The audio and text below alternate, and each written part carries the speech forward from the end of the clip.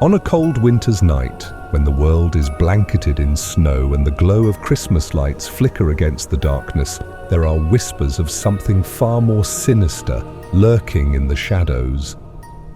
The crackling of the fire fades, replaced by the soft, eerie creak of floorboards, as if something or someone is walking just out of sight.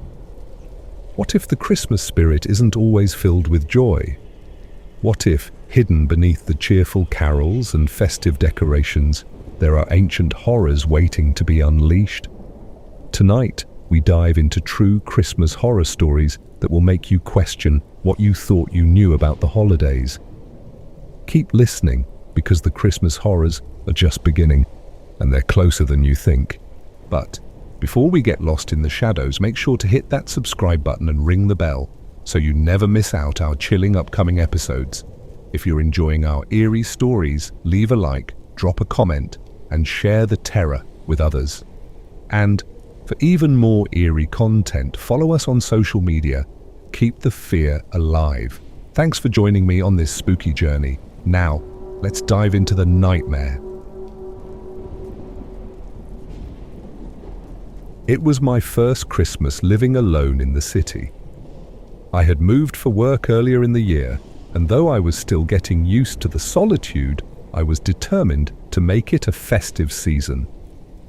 I bought a small tree, decorated it with twinkling lights, and even got some garland for the fireplace. It wasn't much, but it felt like home. On Christmas Eve, I decided to take a walk through the neighborhood. The air was crisp and the houses were all decorated with bright, beautiful lights. As I strolled, I admired the effort people put into their decorations. Some homes had inflatables, others had elaborate light displays, and one house even had a giant Santa and reindeer on the roof. As I passed one house near the end of the block, I noticed something odd. It was beautifully decorated, but it was the only house on the street that was dark. No lights, no tree in the window. Just an eerie silence. Curious, I stopped for a moment to look closer. There were no signs of anyone inside. The windows were dark and the front door was closed tight. But then I saw it. Movement behind the curtains. It was brief, just a shadow shifting, but it was enough to make me uneasy. I shrugged it off and continued walking, but I couldn't shake the feeling that something wasn't right. That night, I got back to my apartment and was settling in when I heard it.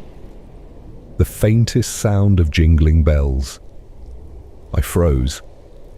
I hadn't heard any bells during my walk. It sounded like it was coming from outside my window. I went to the window, pulled back the blinds, and peered out into the street. My apartment was on the second floor, and I could see the entire block below. At first, I didn't see anything unusual, but then I noticed it. The house with no lights, the one I had passed earlier, had its curtains drawn wide open. And standing in the middle of the living room, bathed in the glow of the streetlight, was a figure. A man dressed in a red sweater, his face obscured by a dark hood. He didn't move, just stood there, staring straight ahead. I felt a shiver run down my spine. Was he watching me? It didn't seem likely, I was too far away. But I couldn't shake the feeling that something was wrong. The bells jingled again.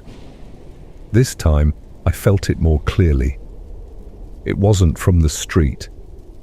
It was from behind me. I spun around, heart pounding, but saw nothing. Just the quiet apartment. Trying to calm myself, I turned back to the window. The man in the house was still there. He hadn't moved an inch, but something was different now. His head was slightly tilted, as though he were listening to something. And then I saw it. The lights on my Christmas tree, the ones I had carefully strung up just that afternoon, flickered. I stepped back from the window, confused. I hadn't even turned on the lights. I usually kept them off during the day to save energy, but somehow they were glowing. A soft, pulsing glow like a heartbeat. I walked over to the tree and reached for the switch to turn them off, but before I could, the lights blinked once and then went completely dark. I stood there, staring at the tree, feeling like something was off. That was when I heard it. A faint, scraping sound, like someone dragging something heavy across the floor, coming from the hallway. I quickly turned around, but there was no one there. The noise stopped, and I stood frozen, my eyes darting around the room. And then the doorbell rang. I nearly jumped out of my skin. I wasn't expecting anyone. It was already late, and I hadn't had any visitors since I moved in. I walked cautiously to the door, peering through the peephole, but saw nothing. No one was standing on the other side. I opened the door slowly, my hand trembling. Nothing. The hallway was empty. But as I stepped out onto the porch, something caught my eye. A small, neatly wrapped gift sitting on the welcome mat. My heart skipped. Who would leave a gift for me? I hadn't told anyone I was spending Christmas alone, and I had no idea who could have dropped this off. I bent down to pick it up, my hands shaking. As I turned the package over, I noticed something scrawled in black marker on the back of the tag. It read, "Merry Christmas, from your neighbor." I looked up at the house across the street, the same one with the figure in the window. It was still dark. The lights had not come on and there were no signs of movement. I backed into my apartment, closing the door behind me. I don't know why, but I felt like I was being watched. I locked all the windows and doors and placed the gift on the counter, afraid to open it, yet terrified not to. The next morning, I left early for work and didn't return until late in the evening. When I walked in the door, I noticed something strange. The Christmas tree lights were on again. I hadn't turned them on before leaving, and I didn't recall any reason they would have come on by themselves. And then, on the counter where I had left the gift, there was another one. I knew then.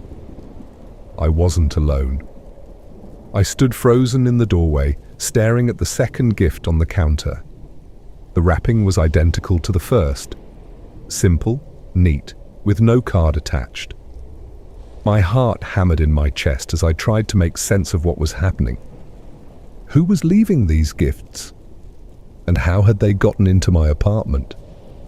I checked every window and locked every door again, but nothing seemed out of place. There were no signs of forced entry, no broken locks. It was as if the gifts appeared out of thin air. I felt the weight of the second package in my hands and, with shaking fingers, began to peel off the wrapping. Inside was a small photo frame. The picture inside it was of me, standing in front of my Christmas tree. A photo I didn't recognize. It looked like it had been taken through the window, but there was no way anyone could have gotten that close without me noticing. I felt a cold wave of terror wash over me. My first instinct was to call the police, but I was too scared to move. I glanced at the clock. It was past midnight. The doorbell rang again, its chime echoing through the apartment. My blood ran cold. This time, I didn't even think about peeking through the peephole. I grabbed my phone and called 911, whispering into the receiver as I walked quietly to the door. There was no answer when I reached the door. I held my breath, waiting for something, anything, to happen. The apartment was still, almost suffocatingly quiet. Suddenly, the faint sound of footsteps echoed from the hallway, but they didn't sound like they were coming from outside. They were closer. They were inside. My heart was in my throat as I glanced toward the living room, where I saw the curtains move slightly. I hadn't moved an inch, yet somehow the window had been opened. I looked back at the front door, which was still locked, and then I heard it. A faint voice, barely audible, coming from the other side of the room. "Merry Christmas." I turned, but there was no one there. Then the phone rang. I picked it up, my hands trembling. "Hello," I said, my voice barely a whisper. A raspy, distorted voice responded, "I'll see you next year." The line went dead. The police arrived not long after. They searched the entire building, but found nothing unusual, no signs of forced entry, no trace of the person who had been leaving the gifts.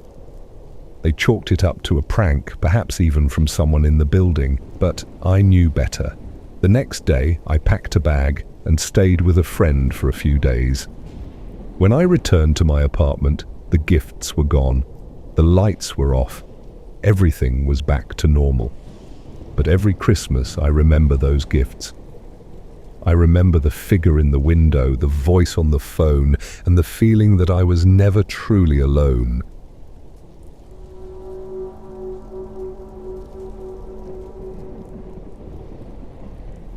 When I was younger, my family always hosted Christmas at our home. We lived in a two-family house with my parents owning the property and renting out the lower floor. In 2012, just before Christmas, a new tenant moved into the downstairs apartment. He was a quiet, seemingly reserved man in his 30s, which was exactly the kind of tenant my parents preferred. However, it didn't take long for strange noises to start coming from downstairs. At all hours of the night, we would hear the front door opening and closing, and sometimes loud talking or even yelling. One evening, my dad decided to go downstairs to check on the noise and ask the tenant to keep it down. That night marked the beginning of my dad's growing suspicion about the man. Fast forward to Christmas Eve, our whole family was gathered for dinner. The dining room table was filled with guests, and everyone was enjoying the festivities. My Uncle Dave, who was a heavy smoker, went outside several times throughout the evening to have a cigarette. After the main course, he went outside for another smoke, but this time he accidentally left his phone on the table. When it rang a few times, my dad asked me to take it out to him. I grabbed the phone and headed down the stairs, but when I reached the landing, I noticed something odd. The back door was open. The layout of our house had a little hallway with 3 doors, one leading to the downstairs apartment, one to the front door, and one to the back. I assumed my uncle had gone out the back door, so I hurried outside to find him. But when I reached the backyard, there was no sign of him. Just as I was about to give up, I heard a noise coming from the shed. The door to the shed was open, so I called out for my uncle. A figure emerged from the darkness. It was hard to see who it was, but as the person got closer to the light, I realized it wasn't my uncle at all. It was the tenant from downstairs. For some reason, the way he was walking toward me made me feel uneasy, so I quickly turned and ran back toward the front door. I slammed it shut in his face and then went to the front yard, where I found my uncle still smoking. I stayed with my uncle and told him what happened, but he wasn't the type to take things too seriously. He didn't want to confront anyone, so I waited with him until he finished his cigarette. Afterward, we returned upstairs to the dinner table and I told my dad what had happened. There was a brief silence. My dad seemed concerned, but didn't want to ruin the mood of Christmas, so he waited until dinner was over before going outside to check. When my dad returned, he told us that the tenant wouldn't answer his door, but the shed had been closed. A few hours later, after the last of the guests left, we started getting ready for bed. I decided to stay up by the fire and the Christmas tree because I loved the warm glow. I watched a Christmas movie, but I must have dozed off at some point. I woke up suddenly half asleep when I heard creaking on the stairs. I assumed it was just one of my family members, but the tree blocked my view of the stairs, so I couldn't be sure. The clock showed 1 a.m. and the fire was dying down. I decided to stay where I was, comfortable on the couch. A few minutes later, I heard something near the tree. It sounded like an ornament had fallen off. Someone had definitely walked into it. I rolled over to look, but the tree was still as it had been. When I flipped back onto my other side, I froze. There was a man standing over me, bending down slightly. At first, I screamed in shock, and then I looked closely at his face. It wasn't my dad, it was the tenant from downstairs. I screamed even louder, and the man immediately tried to cover my mouth, but by then I had already made enough noise for everyone to hear. My dad rushed out of his room, and the man bolted for the stairs. My dad chased him, but by the time he reached the front door, the man had already driven away. I believe he was trying to make sure I was asleep before attempting a break-in. Fortunately, my parents had copies of the man's ID and other important information, which they used to track him down. We sued him for breaking and entering and won the case. Even though we won, the experience was terrifying, and it's something I'll never forget.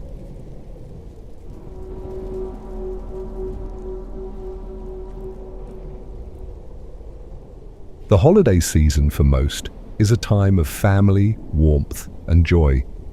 But for someone battling addiction, it can quickly turn into a nightmare, unpredictable, haunting, and deeply surreal.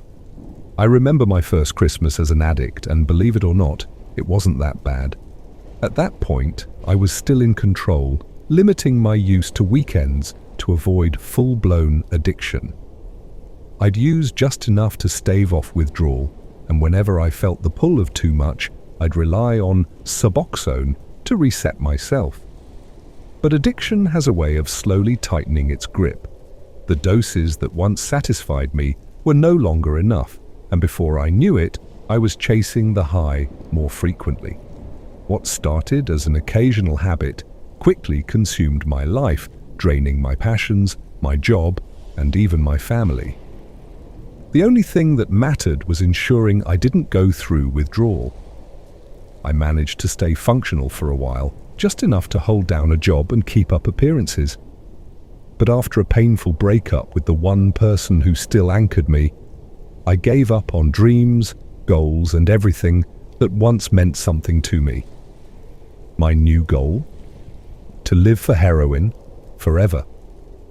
Sounds grim, but that's where I was. At first, Christmases weren't so bad, maybe because I hadn't yet cut ties completely. But things took a darker turn once I moved to Portland.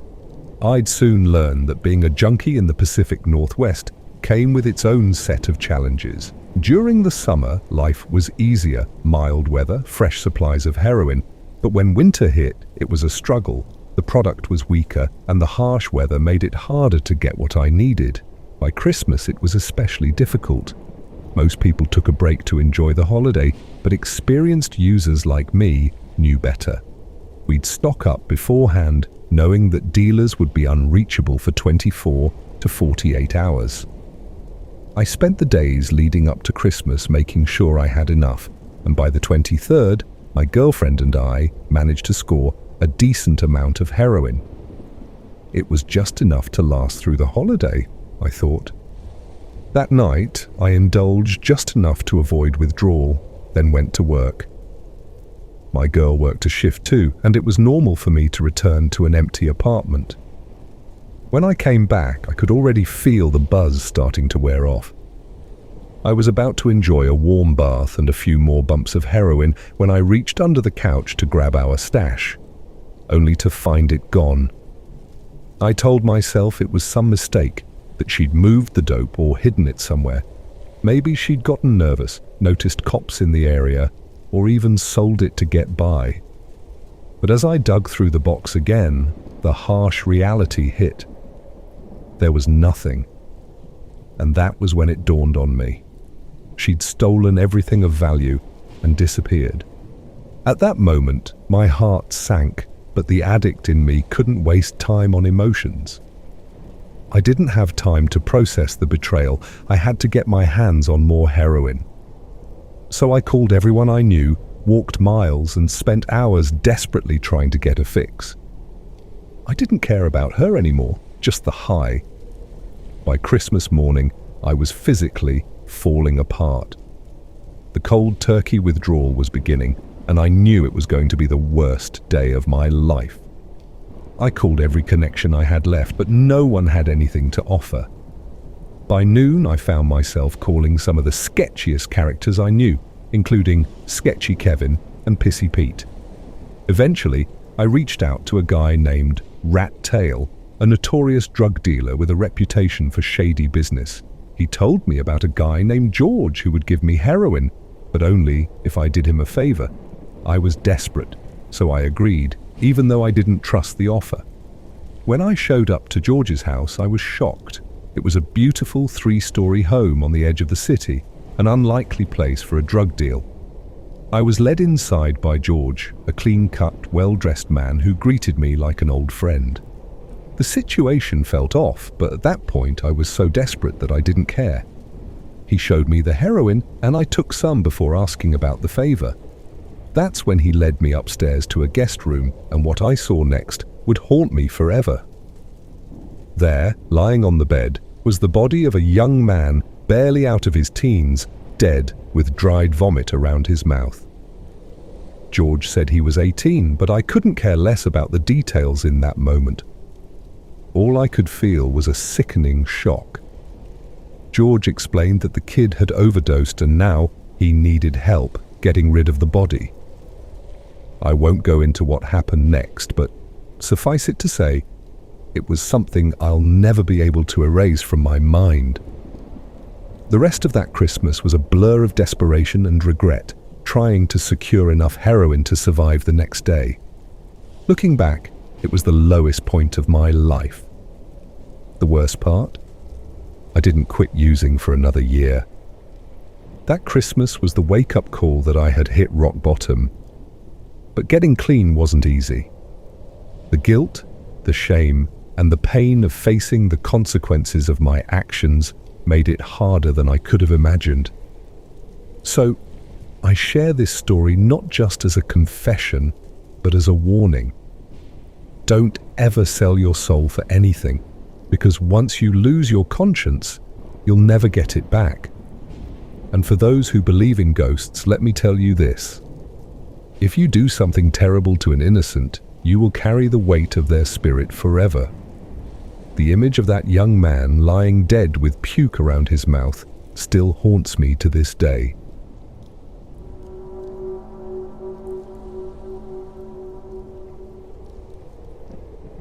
It was Christmas Eve, and for the first time in years, I was spending it alone. My girlfriend had gone to visit her family out of state, and I had decided to stay behind to avoid the long drive and potential bad weather. It was supposed to be a peaceful, relaxing evening. Just me, a glass of bourbon, and the flickering lights of my Christmas tree.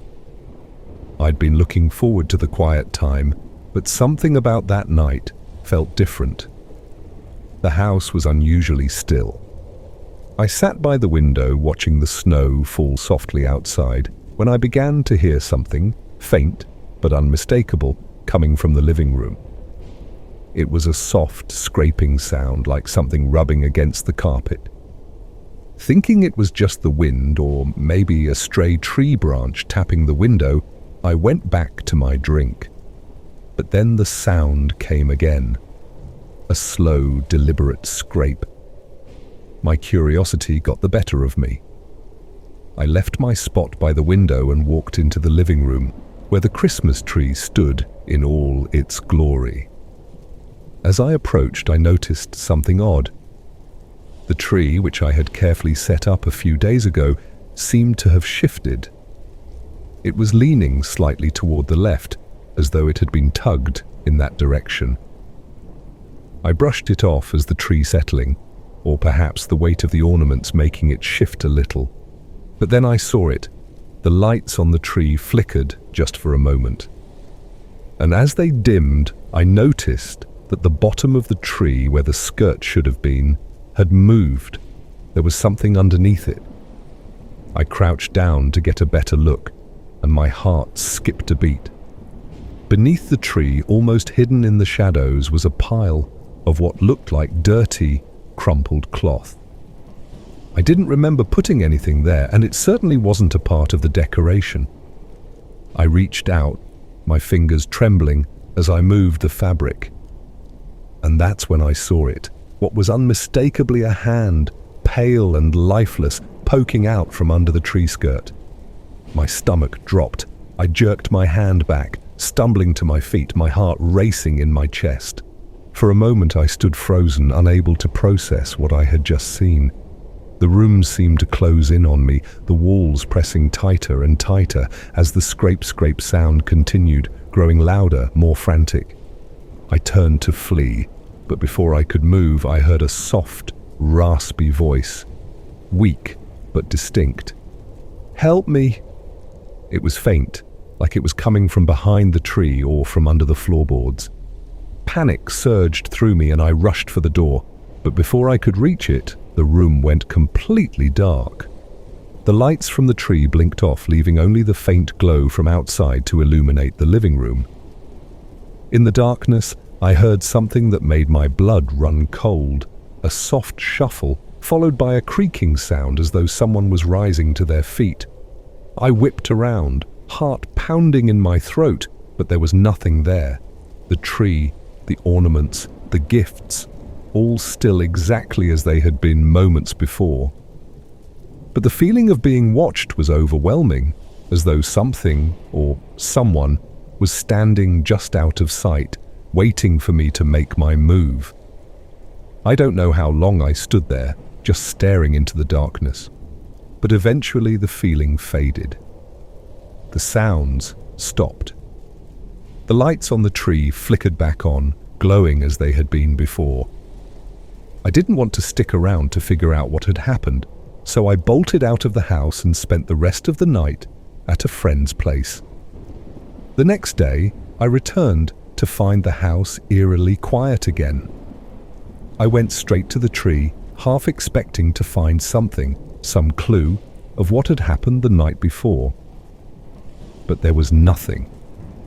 The tree stood as it should, and the fabric under the skirt was gone. I checked under the tree multiple times, but there was no trace of the hand, the cloth, or anything that had been there before. I haven't been able to explain what happened that night. The only thing I know for sure is that I never spent another Christmas alone in that house again. And I never moved that tree again either. Every time I look at the spot where it stood, I still feel like something is watching me from the shadows. And sometimes, just sometimes, I think I hear faint, scraping sounds from somewhere deep within the walls.